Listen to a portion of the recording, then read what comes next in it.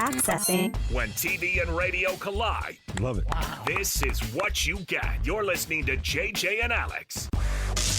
Don't touch that dial. On 97.5, the KSL Sports Zone. Your exclusive radio home of the Utah Mammoth is right here on 97.5, the KSL Sports Zone. Now it's time to hear from the head coach of the Mammoth, André Tourigny.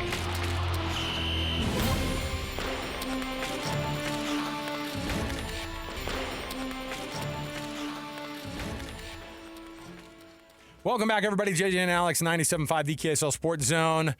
It's that time to dip in with the head coach of the Utah Mammoth, André Tourigny, on the program here with us. Coach, thanks for being with us. How are things? Very good yourself. Oh, we're doing awesome. It's a Friday, and we're coasting into the weekend. We've got basketball, hockey. We've got all of it in front of us in the studio here. We get to watch all of it. So, yeah, watching sports for a living is pretty fun deal. You get to watch sports for a living, but there's a little bit more skin in the game on this when you're watching sports. And last night was just one of those games. I know your guys wanted to get those guys back here at home. It took a weird turn in that third period. Tell us what you thought of your team in the 3-2 loss to Chicago last night. You steal 2 points over the last 2 games with those guys, but I don't understand how some teams just get other teams' numbers in the league. It happens across all the leagues. If you understand, you let me know, right? I know. Sure. Yeah. Honestly, I think we played a good game last night. I think we were physical. We worked really hard. We got to the slot. We had a lot of slot shot. We just could not bury for some reason. Well, on our grade A chance, we missed on that a lot, and we were not opportunistic. But if you look at our performance in general, the way the guys work, their physicality, their grit in the game, the number of battles we won, and so on and so forth, really proud of the effort of the guys. It's unfortunate we could not win, it's the professional sports. There's no moral victory, and we totally understand that. And we're in the playoff race, and we need the 2 points. But firmly believe if we play like that, most of the night we will get on the right side of it. Yeah, Coach, what is your message to the team? Because, they did play relatively well. It just so happens that the 3-on-3 in hockey, you get a team on the rush, more often than not, they're going to score when you have a guy like Connor Bedard on the other side. Yeah, but if you look at the overtime, how many breakaways did we have? Sure, yes. You guys had him as well. Yes, yeah. I agree with that, but it's kind of a crazy circumstance. But that is the story of the game there, right there. You have it. We had, I think, 3 or 4 breakaways in overtime. We missed an open net. We generate our chance. We could have closed that game. But that's what sports is. That's why sports is something we're passionate about. We're emotional about. It's exactly the question you ask. Well, why the hell that happened? Well, right. If we knew, we could answer the question first. But I think don't want that to overshadow the effort of our guys, because they really work hard, work well, physical, emotionally engaged. They fought hard. We were a really good team last night, and I like the way we played. Coach, one of the things that we've been watching, of course, we haven't been able to talk to you since this all went down, but we were all crossing our fingers that Schmaltzy would get it done and that the team could come to an agreement, and they did it. He gets extended. You have such a solid core that across the board is young, for the most part, with a good mix of the veterans, and they're signed up for quite a long time. You got to be pretty excited about Schmaltzy in particular getting signed up this week. What does he bring to the team? He brings a lot. To answer your first question, absolutely, I'm excited. I think it's really proud. Worked with Schmaltzy for years now. Quality individual, quality teammate, and it's a guy who, to answer your second question, he does everything on the ice. He kill penalty, play power play against best line. He's there when you need a goal. He's there when you want to protect the lead. He's there when the game is tight in any shape or form. So super important for the team. Great leader. He's a guy who's liked by every teammate in the locker room. So I won't have enough time to say all the good thing I have to say about Schmaltzy. Coach, you got Mikhail Sergachev back out on the ice last night. Obviously, Mackenzie Weegar comes in here. What is your thought on the blue line? Are you expecting those two to kind of be your top tandem there? Yeah, I'm sure they're. Well, first they played really well together yesterday, but we see that as a good duo, as two guys who can complete themselves. They're strong physically, both of them. They move the puck really well. They have experience. Their communication is really good. I think that's a really good pairing. They're really happy to have them on our side. The other thing I was going to ask you about, Mikhail takes that puck, it looked like to the chest or kind of the like a rib or something. Yeah, it was bad. But here's the thing, Coach. I watch a lot of sports. I watch football, basketball, just doing what we do in sports radio. He goes over to the bench, and he is doubled over. Your trainer comes up and talks to him. He kind of waves him off, and moments later, he's back out on the ice. I was going to say, 98 was on the ice. I was like, hold on a minute. I was thinking the same thing than you guys. But I think it speaks to kind of the mentality these guys have, because he's waving the trainer off. He's like, just give me a minute, and he's right back out there. Yeah, that's something I love about our game. I love about hockey. The guys, they want to be hard. They want to be tough. They want to be good individual on and off the ice. They want to be modeled. I like that a lot. I'm really proud to be part of that game, that business. I think the guys are unbelievable. I think they're not looking for excuses in any way, shape, or form.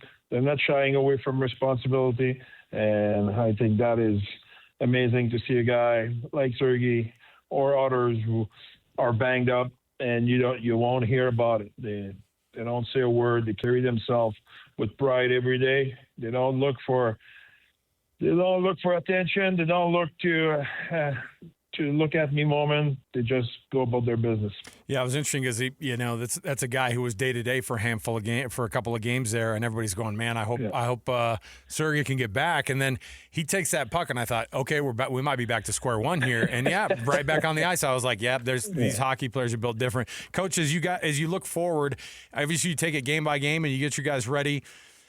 Ahead of you, what do you see when it comes to you got the Pens coming to town, and it's always fun to have those East Coast teams come into your barn, and this is also a team that is fighting for their playoff lives. They're playing, and you guys are very similar when it comes to wins and losses on the season. What do you see in Pittsburgh? It's a team who have a really good season. If you look at they made a lot of change in their lineup. And they play really well since the start of the season. It's one of the good stories in the league. Obviously, I don't know what the situation with Crosby and Malkin and those guys, but they have a little bit like us, they have their share of bumps on the road. But that's the NHL. That's the way it is. Every team is the same. But ton of respect for their program, ton of respect for their season. I think it will be a great test for us. Yeah. Coach, can you speak to just the home crowd at the Delta Center? Because the franchise is still relatively young. Let's be real. We're 18 months into having them here in Utah, but it seems like almost every game it just gets more and more to be a decided home ice advantage. Absolutely. And, I had that question a lot lately concerning a lot of our players signed long-term deal to be here in Utah, and they love it here. And, when you're a player and you look at, to engage yourself on the long term, you look at a few things. You look at, first of all, the guys in the team. How's those guys? How's the locker room and that kind of a stuff? And the guys love each other. They want to play for each other. They have a special bond. So that is first thing done. Then after you look at what's the quality of a team you have in terms of opportunity to win? Because I want to engage myself on long term, but I want to win. So they're looking at our team and they say, okay, we can win with those guys. We have the piece to win. And then you're looking at the next step. You're looking at ownership and organization. Do those guys will do things for us to achieve our goal, to win, and to put everything forward to make sure we have the tools. And that's another box to check, or the player are really confident and they look at it and they have no doubt in their mind the way Ryan Smith and Ashley Smith treat us since we arrived in Utah. So then after they look at the crowd and how much the the people here in Utah love the team and support the team, and how's the life in the community and everything, and how's the player talk about it and how much they like it. And again, that's another box where you put an X on. So you realize at some point that's the place I want to be. I want to be with those guys. I want to win. I want to play for ownership who will give me that opportunity to win, and I want to play in front of a crowd who's supportive, who's with us, who push for us every night.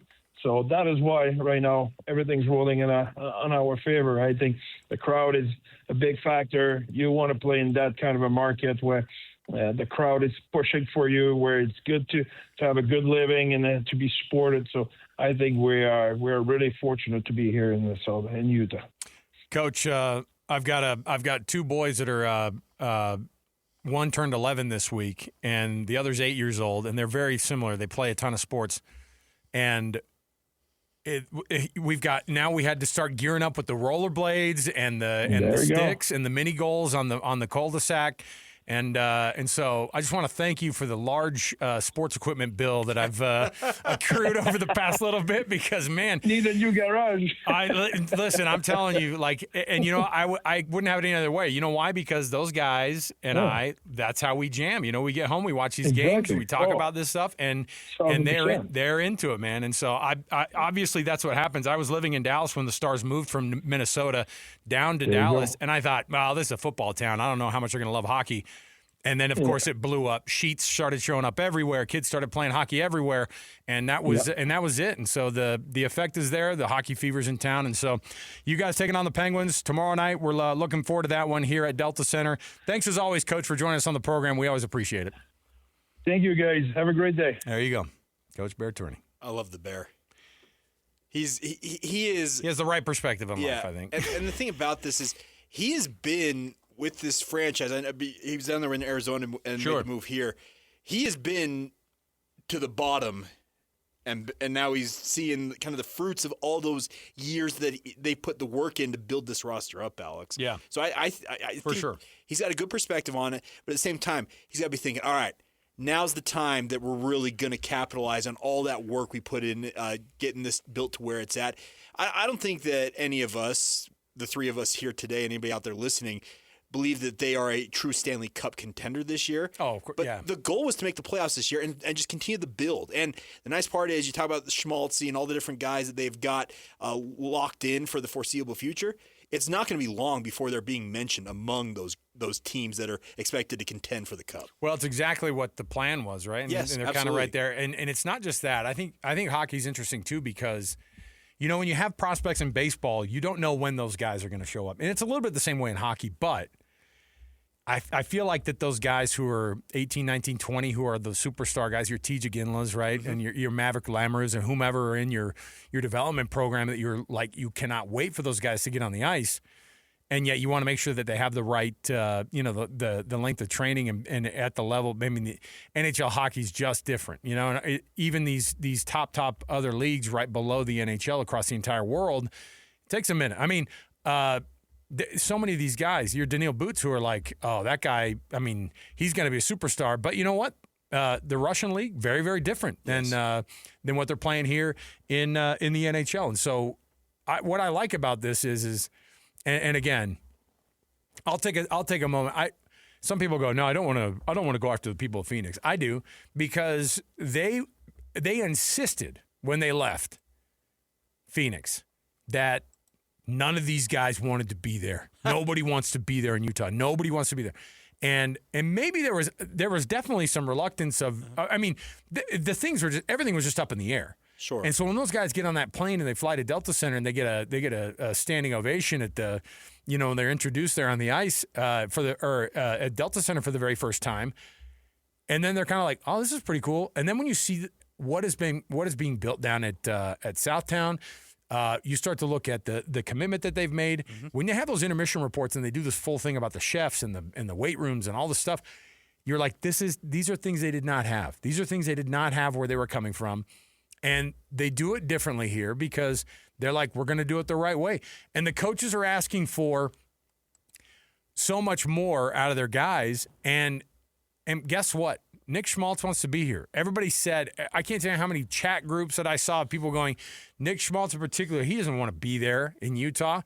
Clayton Keller doesn't want to be there. You know, these guys don't want to hang their hat there in Utah. It's like, guess what?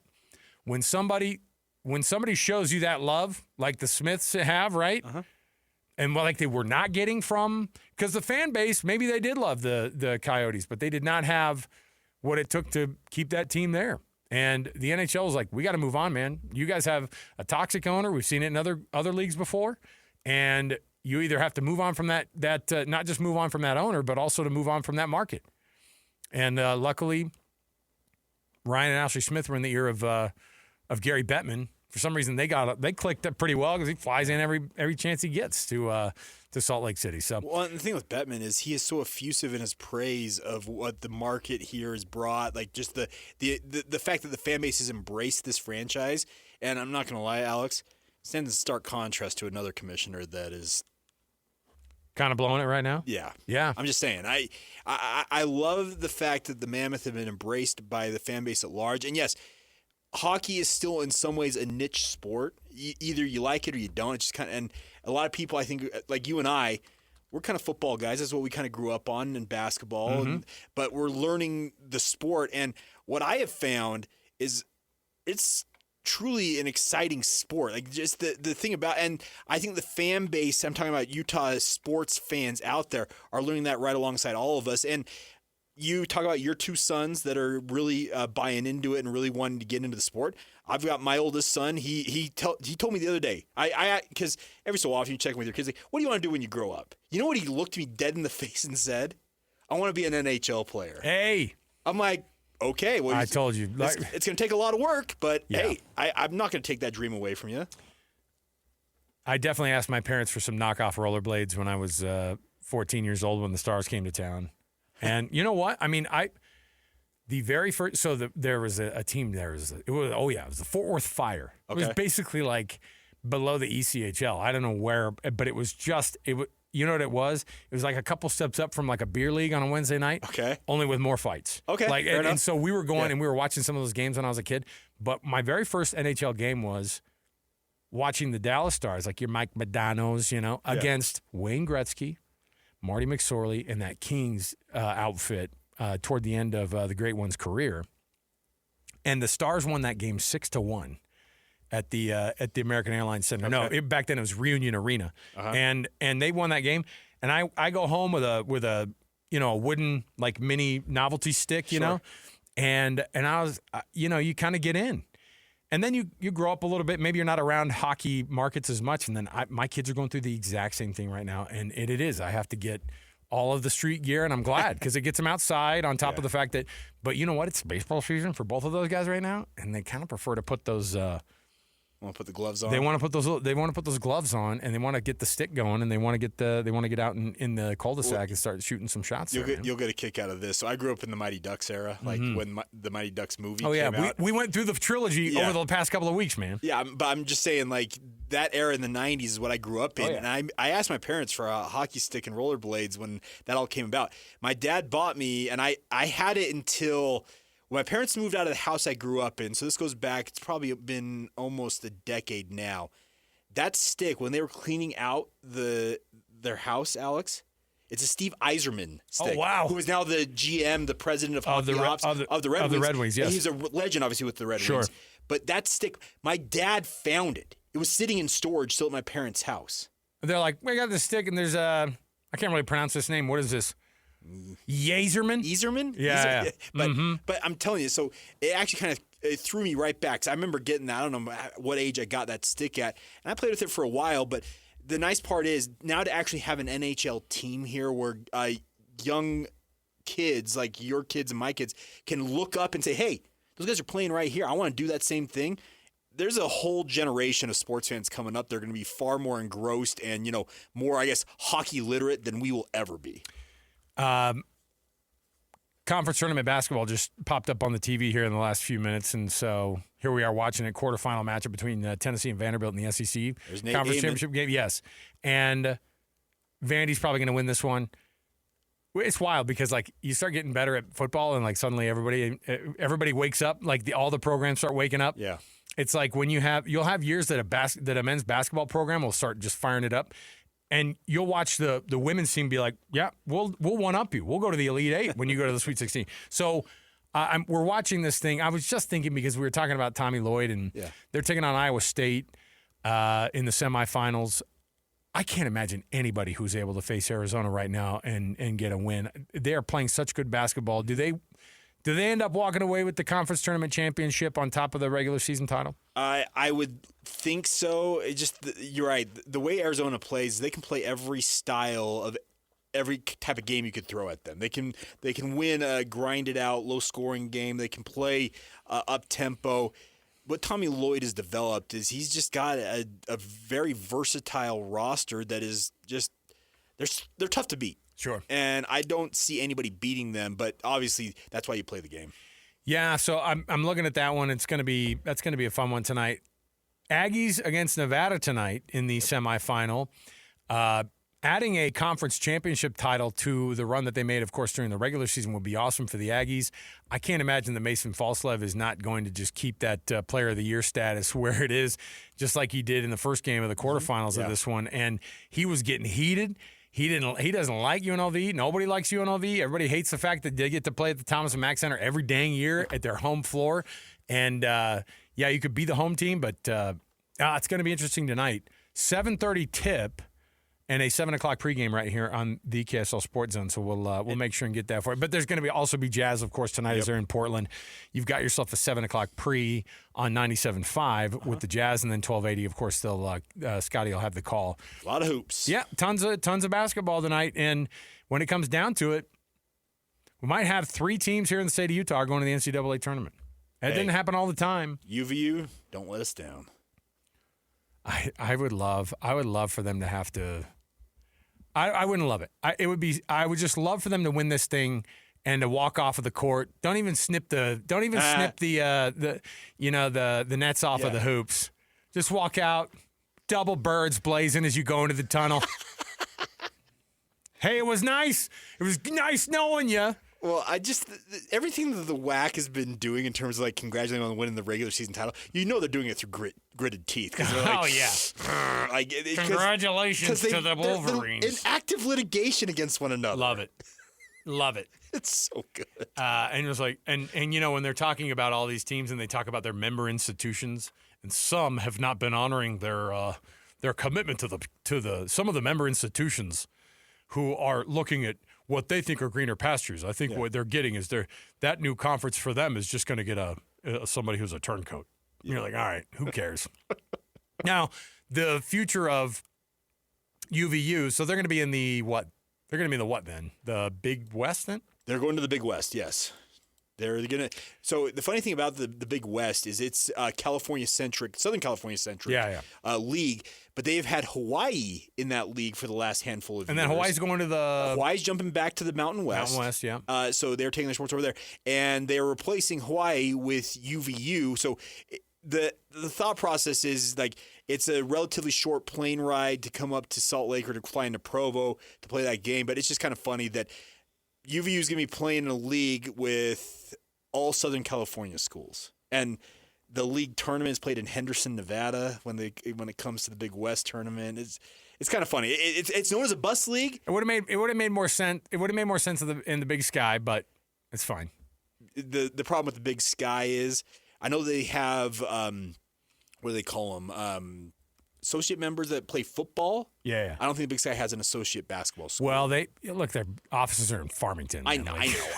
And Tom Wistersill, obviously the commissioner, I'm sure that they could have worked something out, but they do. Here's the thing: the Big Sky is going to have 3 Utah schools in it: Utah Tech, Southern Utah, and Weber. Going forward next year, those 2 jump in. I think the Wolverines were afraid. That was what's going on. They don't want to face the Wildcats. We don't want this. We don't want any of this noise. I don't know. I wish UVU the best, but yes, the awkwardness of them hoisting the trophy, knowing they've gone to NCAA tournament, and the WAC having to congratulate them while the two sides are in active litigation with $1 million sitting in escrow and judges still. Now, here's what I do. You know what I do? You win the WAC championship, and you just turn the trophy upside down in the trophy case. Oh yeah, okay, there you go. Mm-hmm. Yeah, all right. Hey, you do what you got to do. Plus, all those T-shirts and hats that they print for you. You send them on to the DI. All right.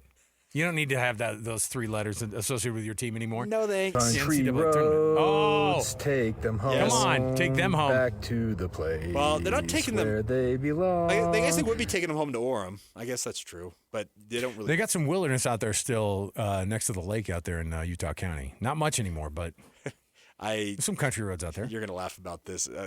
Long story short, I grew up right in that area. Yeah. And I have an old neighbor of mine who I was talking to not too long ago that was pontificating on what it would take to build a football stadium out on that piece of land right next to the lake. And I said, a whole lot of money and a whole lot of engineering. Do you have $100 million? He said, really think it'd take that much? I'm like, if UV wants to add football, it's easily $100 million in an initial investment. Yeah. Because they were thinking, like, the point was, they're like, well, To play in the big sky. In the big sky. That's the whole thought. I'm like, you got $100 million? They're like, really think it costs that much? I'm like, yeah, you got to build a stadium. And could you imagine sitting at a stadium next to that lake with all those mosquitoes and as a guy who grew up in the area, I can't imagine it because I've experienced the stink out there? Can't get it off you. My heavens. Not ideal. All right, we'll take a break. We'll come back. Appreciate Coach Bear Tourigny joining us on the program. If you missed any of that conversation, you can always go back. Play the podcast, stream it wherever you want, and you can find those, of course, at KSLSports.com. We will come right back. More to go around the corner when we return. We've got a lot going on when it comes to football. We've got some questions to be answered for BYU, for Utah, what that looks like here in the state of Utah and the state of the Big 12 football here in the state of Utah as well. So come right back here. More to go. 97.5 the KSL Sports Zone. Ladies and gentlemen, the biggest name. You're locked into JJ and Alex.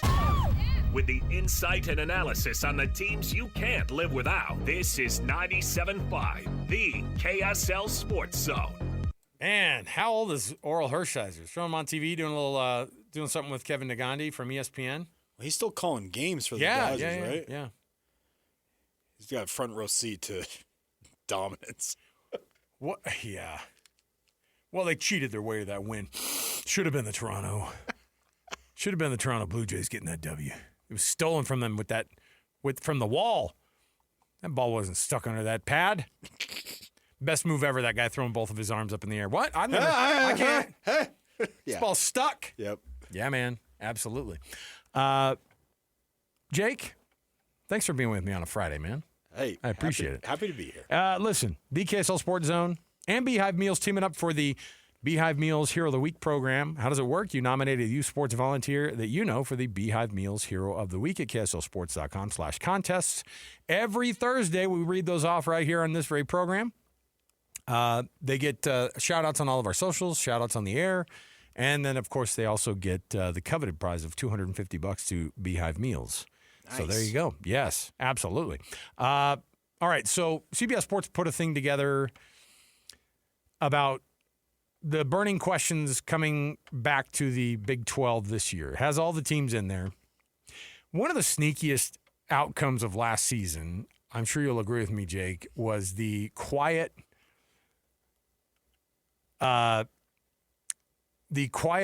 rising up past their in-state foes. Arizona having quite a year last year, winning 9 games. Yeah.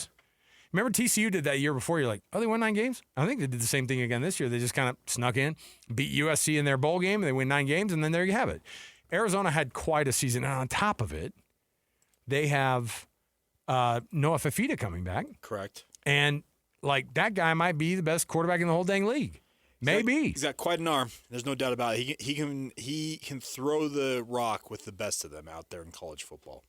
Yeah, I think that I think Arizona's an interesting case because I think that people see Arizona State. It's hard to see Sam Leavitt leave and think that they're going to have just as good of a season, right? Hey, Cutter Boley's the man. Excuse you?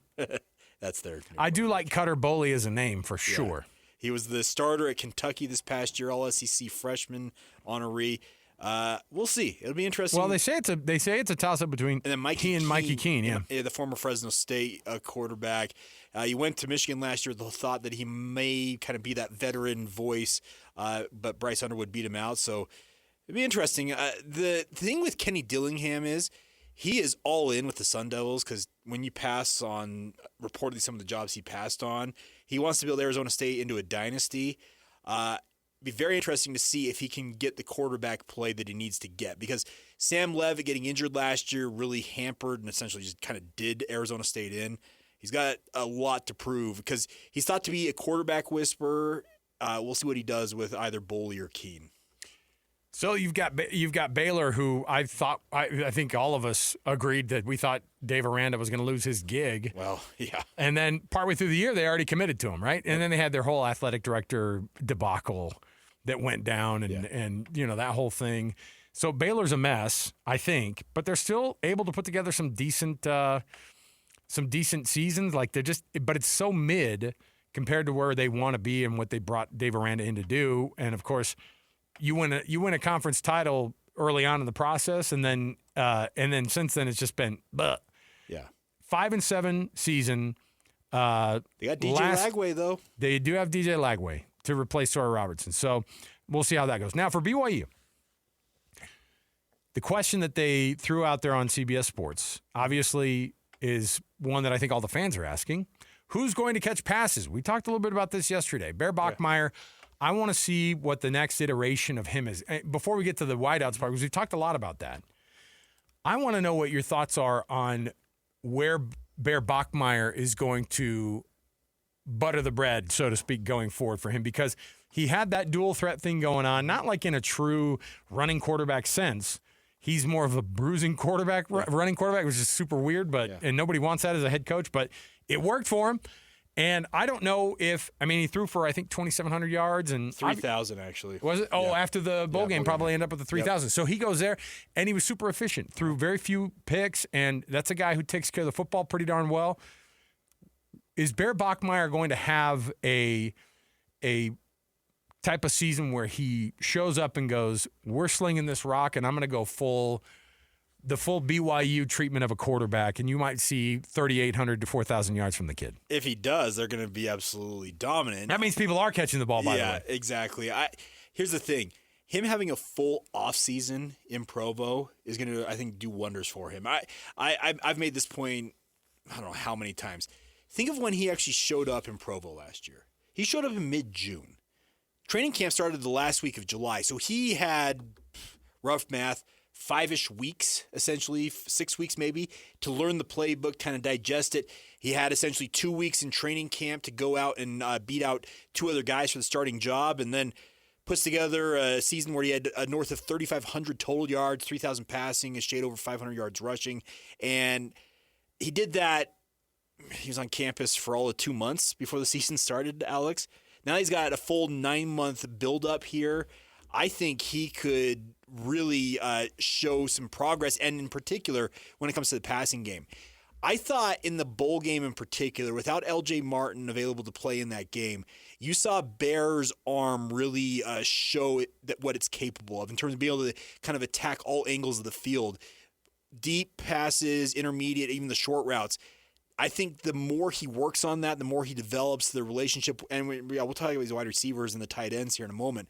The more he does that, he's going to make BYU that much more dangerous. And if he takes that leap that I think he could, maybe he does push for 3,500, 3,800 yards passing, and that's only going to make BYU that much more dangerous on offense, and they were plenty dangerous a year ago. So I'm interested to see what Bear Bachmeier does. Yeah, not just with the full spring under his belt. Like, everybody's blown away by how smart this kid is and how quickly he picked it up, right? Well, he's a football guy. That's the thing about it. He eats, breathes, and sleeps football. So skipping on down, because I'm assuming Texas Tech is going to be pretty good. Yeah, hey. Odds-on favorite probably to win with this all that money, they should be. Utah, the question that CBS Sports asks, I like to get the national look because we can do the same thing here. We can have Steve Bartle write up something about what the burning questions are for Utah. I like to see what other people like from the outside the market are trying to picture what this is. I'm 22 the program. The question is, will Morgan Scalley look like as the head coach, the guy in charge, especially after he's $2 million lighter? I love how yesterday all sports people are like, what does that really mean? He pledges He pledges $2 million. It's $2 million, folks. That's a significant amount of money. I'm like, don't get so cynical, you guys. Like, the dude is all in on this team, and he always has been. And I think it's a phenomenal thing that you don't see any other coach probably doing in any other sport, frankly, by the way. Mm-hmm. So he's been with this team obviously forever. But what is it going to look like with Morgan Scalley? I think everybody thinks that he's a Kyle Whittingham clone, but if you've ever listened to him or ever talked to him, they are very different off the field talking to these guys. What is the real difference between these two guys? Where do you think there will be kind of a delineation between what Morgan Scalley does versus what Coach Kyle Whittingham does? Morgan Scalley's going to trust his offensive coordinator to do their job. And that's no slight against Kyle Whittingham. I'm going to be very clear about what I'm saying here. Kyle Whittingham had a formula for success that led Utah to heights the program's literally never achieved. Multiple conference titles, all that stuff. But the one thing that really held Utah back under Kyle Whittingham from truly competing on a national stage is he had, I call it a short leash on his offensive coordinators and would not really allow them to do, I think, in their heart of hearts, what they wanted to do. That's where I think the difference is going to be. I think Morgan Scalley is smart enough and realizes in this day and age of college football, you have to have a wide open, high-flying offense to really succeed and win at a high clip. And he's going to trust Kevin McGivern to go out there and produce offensively. I don't think that he will have the same type of two hands on the wheel at all times when it comes to the offense that Kyle Whittingham had. Look, everybody was like, oh, Kyle Whittingham, he's a defensive guy. And then, like, in the end, he's like, don't like your style, gone. Fine, I'll bring you back, Andy Ludwig. Fine, I liked it okay. It was better than this guy. You're gone. Yeah, I'm saying there was a lot of success with Kyle, but the one thing that held them back was the fact that he would never really let the offense be as prolific as it needed and probably could have been. I truly believe that that's one thing that Morgan Scalley will allow Utah to become. And if they continue to kind of be the defensive force that they've been, and you add a more potent offense, that's a recipe for success up on the hill. I don't know if it's too early for this. I feel like it's never too early. Our lists are never too early for anything to get you ready for football season. But do they have any odds already on?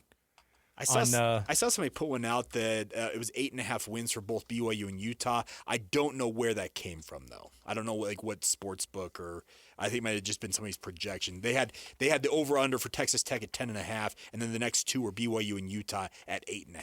So yeah, wins losses are tough to try to figure out. So according to this that I'm looking at here from Sporting News, early 2026 Big 12 football odds have Texas Tech as the top contender, and it says this right here, with BYU and Utah also positioned for strong conference favorites. Hey, so 8.5 wins. Let's say you both go over. If you win 9 during the regular season, you really have to win 10. We've figured out now you got to win at least 10 if you're going to be in that conference championship game. Yeah. Okay. And unless you have just a mess at the top of a bunch of 9-3 teams at the end of the season, which you can totally see. Ask the ACC about how that. I know, works out. and so they could have it. So Utah is still positioned like people are. What that means is that people see the transition from Kyle Whittingham to Morgan Scalley, and they don't see that much of a drop off, which is great news. Well, there shouldn't be that much drop off. Right. They've got their two quarterbacks back. They've got proven offensive coordinator in Kevin McGivern coming in here. Like, there's not a lot to think that, hey, there's going to be this major drop off for Utah because, quite frankly, the schedule lines up well for them. They do not face Texas Tech much like BYU does in the regular season. Everything looks like it is set up for, year one of the Morgan Scalley era to kind of just be a continuation of the success that Utah's had recently. If you're wondering what other teams, speaking of other odds, the Big Ten has their odds out. Okay. And the Big Ten has Oregon and Indiana both. Right now, their odds are 10.5 wins. Okay. That's a high number, by the way. Like, yes. 10.5 is crazy. Ohio State, 9.5. So is Penn State. USC and Michigan both 8.5 for the win total possibility there for the Big Ten. So they're in that second or third tier, at least on this list that they have. But I could see it. I could see Kyle Whittingham coming in and changing everything immediately. So we'll see. We'll see what he can do. Year one. All right, we'll take a break. We'll come back. We have more to go. I have a top 10 for our own Jake Hatch. Okay. Alex Annapolis and I put this one together because I had to use him as a guinea pig. And you know what? He freaking passed. So I might have to make it more difficult. I don't know how, but I'll try to do it. Top 10 next, right here, 97.5 the KSL Sports Zone.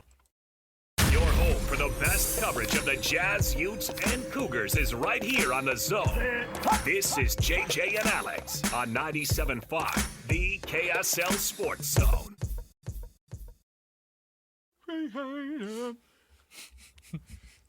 I can't help but sing along with the Dubes, man. Yeah, absolutely.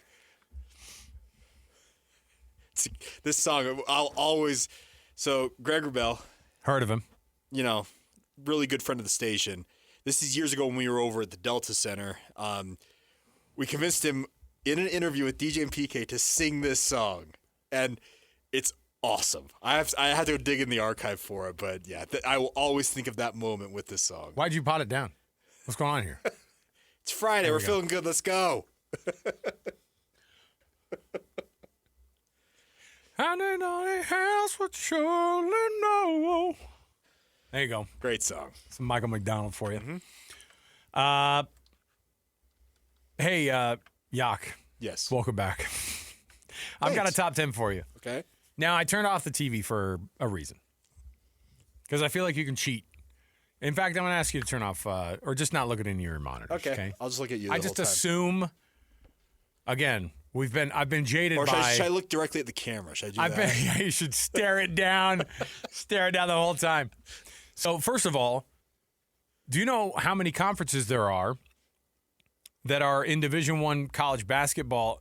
How many conferences are able to put a champion into the NCAA tournament? 16? Did I get that right? No. Oh. Not even close. Oh. Almost just half of this thing. I mean, we're very disappointed in you right now. Yikes, this is not going to be. There are 300. There are over 350. We're 360. 360 teams. Yeah. There are 31 conferences in Division I basketball. Yes, there are. I'm going to fail miserably. This is going to be great. Annapolis flew through this thing, and he had room to spare. He had some in his back pocket. All right.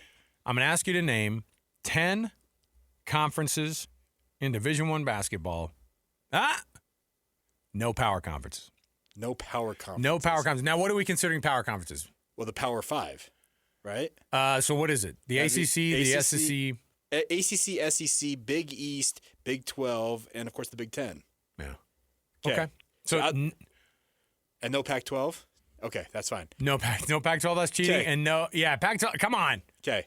Don't just say that they're there because they're going to be there, but who cares? All right, so give me 10 on your mark. Okay. Get set, go. All right. Big West, Mountain Ding, West, ding. Southland, Ding. Horizon League, Oh, ding. Missouri Valley, Uh-huh. American East, Patriot League, A-Sun, Sun Belt, Conference USA. Keep it going. Let's keep this thing going, Let's man. see. Who else we got? I'm trying to. We also have Pat League. Oh man, I don't know. Now I'm blanking on it. He's blanking for no reason. I don't know. Like, what else we got out there? Oh, no, we have the American Conference. Then we also have the. Jeez, I'm just trying to go. There's like another valley out there. Missouri Valley and what other valley is there? I don't know. Well, the good news is you got 11. You got 11. Okay. What did I miss? What was the other valley? Oh, there's so many. Ohio Valley. Ohio Valley. Yeah, OVC, man. Okay. Don't. You didn't even say the West Coast Conference. Oh, duh. Wow. You didn't say the WAC. Oh, okay. Right? That's right here in the dang state. Yeah. I don't know what your problem is. I don't think he said the Mac. They're running away. He didn't say the MAC. He didn't say the MAC. He didn't say the MEAC. Ooh, the MEAC. You are all your Midwest ones. I forget all of these leagues. Out of the debt, I know they. We do. We really do. What was it? Yeah, you got the Patriot League though. I was proud of him. Sounds fake. The Pat League. You watch the Pat League and you're like, okay. Navy was the favorite in there, and then they crashed out. The midshipmen. I was going to ask you what the. Ivy League, Ivy League. Yeah, of course. Yeah. Did you get the A10? I did not get the A10. Yeah, A10's in there. Arch Madness. All right, here's what we're going to do. We're going to take a break. You did well, though. You got 11 out of it. Yeah, all you needed was 10. You got 11. So 31 freaking conferences. Man, it's a mess. All right, we will come back. Eric Spyropoulos, he writes for for NBA.com, of course, covering the Utah Jazz. Spyro's going to join us, give us some insights on this Utah Jazz team who are going to be in Portland tonight, taking on the Trailblazers at 8 o'clock, 7 o'clock pregame right here on the KSL Sports Zone. More to go, 97.5, the KSL Sports Zone.